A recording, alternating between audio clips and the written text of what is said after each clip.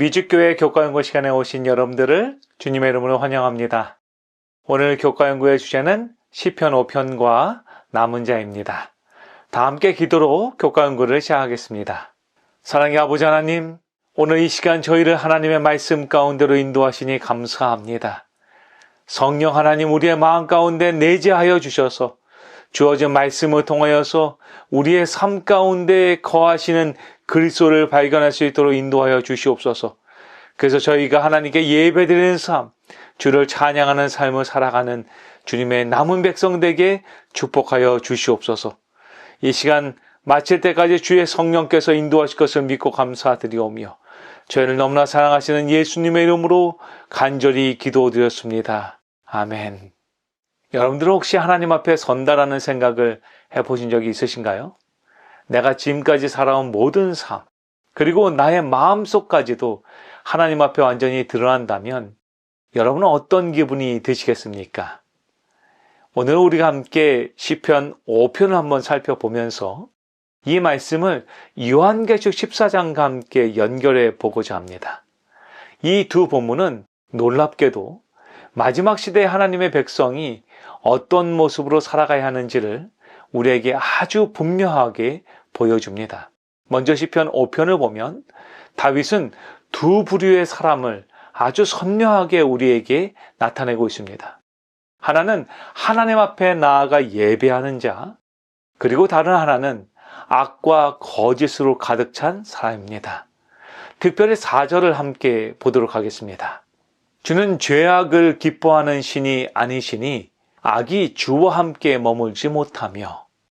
이 말씀은 우리에게 여러분 무엇을 알려주고 있습니까? 하나님은 죄와 함께 하실 수 없다라고 성경은 분명히 말하고 있습니다. 그렇기 때문에 우리가 하나님의 임재 앞에 나아갈 때 우리는 반드시 정결한 상태로 가야 한다는 것이죠. 요한계시록 14장에서도 마찬가지로 이 두 부류의 무리가 등장합니다. 하나는 짐승의 표를 받은 자들이고 또 하나는 시온산에서 어린 양과 함께 있는 14만 4천 명의 무리입니다. 성경은 14만 4천 명을 설명하며 그들은 이마에 하나님의 이름이 새겨져 있고 그들의 입에는 거짓말이 없으며 흠이 없는 자들이라고 묘사하고 있습니다. 그리고 그들이 그곳에 모인 이유를 말하며 그것은 바로 하나님을 예배하기 위함이었습니다. 시편 5편에도 역시 주님께 예배하기 위해서 나오는 사람이 기록되어 있습니다. 시편 5편 7절은 이렇게 말하죠. 오직 나는 주의 풍성한 인자를 힘입어 주의 집에 들어가 주를 경외함으로 성전을 향하여 경배하리이다. 이처럼 예배는 선과 악의 대쟁투의 핵심입니다. 누구를 예배하느냐, 어떻게 예배하느냐가 여러분 이것이 마지막 시대를 살아가는 하나님의 백성에게 너무나 중요한 문제인 것이죠. 그래서 요한계시록은 마지막 시대를 묘사하면서 반복해서 이 예배라는 단어를 사용하고 있습니다.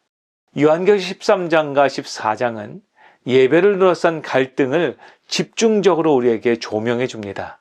요한계시록 13장 8절은 죽임을 당한 어린 양의 생명책에 창세 이후로 이름이 기록되지 않은 자들은 다 짐승에게 경배할 것을 예언하고 있죠. 또한 요한계시록 13장 12절로 15절은 짐승의 우상에게 경배하도록 강요한다라고 이야기하고 있습니다. 그리고 요한계시록 14장 7절은 하나님을 두려워하며 그에게 영광을 돌리라. 이는 그의 심판의 시간이 이르렀음이니 하늘과 땅과 바다와 물들의 근원을 만드신 이를 경배하라 하더라 라고 하면서 우리에게 권면하고 있는 것이죠. 여기서 우리는 이 두 무리의 다른 예배를 발견하게 됩니다. 한 무리는 그 경배의 대상이 짐승입니다. 그들은 거짓된 예배를 드리는 것이죠. 그리고 다른 한 무리는 바로 창조주 하나님을 경배하는 참된 예배를 드리는 백성인 것이죠. 이처럼 예배는 단순한 예식이 아니라 하나님의 백성과 사탄의 무리를 구분짓는 기준이 되는 것이죠. 그렇기 때문에 시편 5편 8절로 9절은 다음과 같이 우리에게 권면합니다. 여호와여, 나의 원수들을 인하여 주의 의로 나를 인도하시고 주의 길을 내 목전에 곱게 하소서. 저희 입에 신실함이 없고 저희 심중이 심히 악하며 저희 목구멍은 열린 무덤 같고 저희 혀로는 아첨하나이다. 다윗은 악인의 말에는 거짓과 파괴밖에 없다라고 탄식합니다. 반면 요한계시록 14장의 하나님의 백성들은 그 입에 거짓말이 없고 흠이 없는 자들이라고 고백하고 있죠. 하나님의 이름이 새겨진 자들은 말과 행동이 진실된 자들이라는 것입니다. 여러분, 이 말의 뜻은 무엇입니까? 하나님의 이름이 마음에 새겨졌다는 것은 하나님의 성품이 우리의 생각과 말 그리고 삶 속에 스며들어 있다는 뜻입니다. 여기서 말하는 이름은 단순한 표식이 아니라 하나님의 품성이 그 안에 새겨졌다는 증거인 것이죠. 자, 이제 여러분, 하나님의 그 심판의 날에 여러분이 하나님의 보좌 앞에 선다고 한번 상상해 보시기 바랍니다. 그 앞에 선 여러분들은 과연 어떤 모습일까요?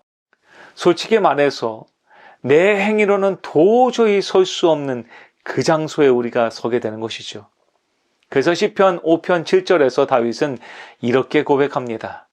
오직 나는 주의 풍성한 인자를 힘입어 주의 집에 들어가 주를 경외함으로 성전을 향하여 경배하리이다. 지금 다윗은 말합니다. 자신의 힘을 의지해서 예배드리는 것이 아니라는 것이죠. 하나님의 은혜로 그분의 인자하심을 힘입어서 죄인인 우리들이 하나님께 예배할 수 있다라고 그는 고백한 것입니다.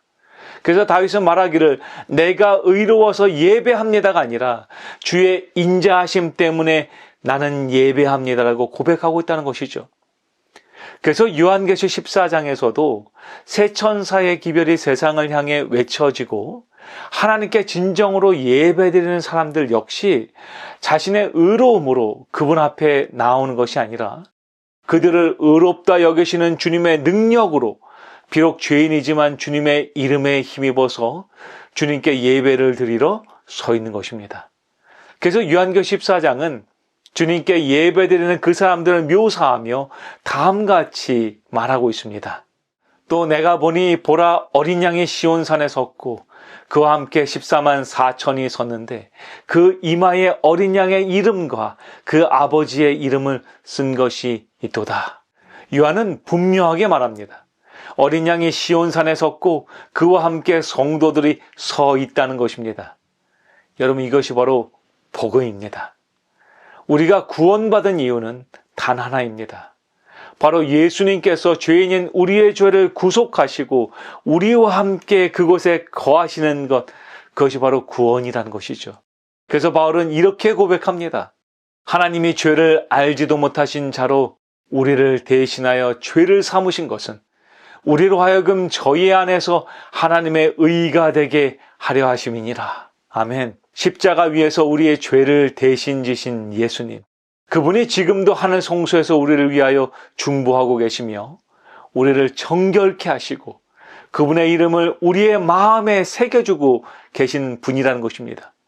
그렇게 우리는 그분의 이름을 힘입어서 시온산의 주님과 함께 설 수 있게 되는 것이죠. 여러분, 하나님의 은혜를 진짜로 경험하면 우리는 가만히 있을 수가 없습니다. 시온산에 서 있는 사람들이 하는 것은 무엇입니까? 바로 어린 양의 찬양을 하고 주님을 예배하게 되는 것이죠. 다윗 역시 그렇게 말하였습니다. 시편 5편 11절은 이렇게 말하고 있죠. 주의 보호로 말미암아 영원히 기뻐 외치고 주의 이름을 사랑하는 자들은 주를 즐거워하리이다. 여러분, 이러한 찬양이 오늘 여러분의 마음 가운데 있으십니까? 다윗은 말합니다. 주를 사랑하는 자는 즐거워하며 기뻐 외친다는 것입니다. 그렇게 요한계시록 14장에서도 큰 소리로 외치며 마지막 복음을 선포하는 장면이 등장하는 것이죠. 그것은 단순한 전도가 아닙니다. 이것은 기쁨의 고백이고 구속받은 자의 감격의 외침인 것입니다. 각시대 대쟁투 651페이지는 저희에게 다음같이 권면하고 있습니다. 그들은 영광을 입으신 그리스도를 통하여 십자가에 달리신 그리스도를 볼 것이다. 광대한 우주의 무수한 세계들을 창조하시고 유지하시는 그분, 그룹과 영광의 스랍들이 즐겨 경배하는 사랑받는 하나님의 아들, 하늘의 왕께서 타락한 인류를 구원하시려 자신을 낮추시고 죄의 치욕과 슬픔을 지시고 아버지의 얼굴에서 숨겨진 채 마침내 잃어버린 세상의 죄 때문에 갈보리 십자가에서 당신의 심장이 터지고 생명이 떠나간 사실은 결코 잊혀지지 않을 것이다. 오늘 저희는 시편 5편과 요한계시록 14장을 통해서 한 가지 분명한 사실을 배우게 되었습니다. 그것은 바로 예배는 단순한 종교 행위가 아니라는 것입니다. 예배는 삶의 방향을 결정짓는 영적 전쟁의 핵심이라는 것이죠.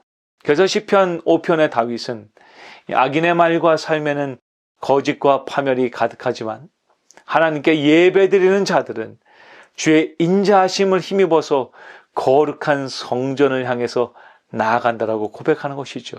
그리고 요한계시록은 우리에게 보여주고 있습니다. 마지막 시대에도 여전히 하나님을 예배하는 남은 자들이 있다라는 것입니다. 그들은 짐승의 표를 거절하고 이마에 하나님의 이름을 새긴 채 시온산의 어린 양과 함께 서 있는 자들이라는 것이죠. 그렇다면 우리는 여기서 우리 자신에게 질문을 해보아야 합니다. 그것은 바로 나는 지금 누구를 예배하고 있는가라는 것이죠. 나의 입술과 삶은 하나님의 이름을 드러내고 있는가라는 것입니다. 그리고 나는 진실한 하나님의 예배자로 지금 살아가고 있는가? 우리는 우리 자신에게 질문해 보아야 한다는 것입니다. 사랑하는 성도 여러분이시여, 남은 자는 세상의 기준으로 성공한 사람들이 아닙니다. 남은 자는 오히려 세상의 조롱과 유혹을 이기고 하나님의 인자하심을 힘입어서 그분께 참된 예배, 회개의 제사를 드리는 자들이라는 것이죠. 우리가 시온산에 함께 서게 되는 이유는 우리의 공로가 아닙니다. 그것은 바로 우리 안에 새겨진 하나님의 이름, 곧 예수 그리스도의 의와 그분을 닮은 성품 때문에 우리는 그분 앞에 또한 그분과 함께 서 있게 된다는 것이죠.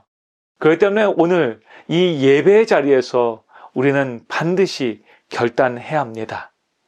나는 하나님의 이름을 내 마음에 새기며 정결한 입술로 주를 찬양하고 삶으로 주를 예배하며 살겠다는 고백을 지금 해야 한다는 것이죠.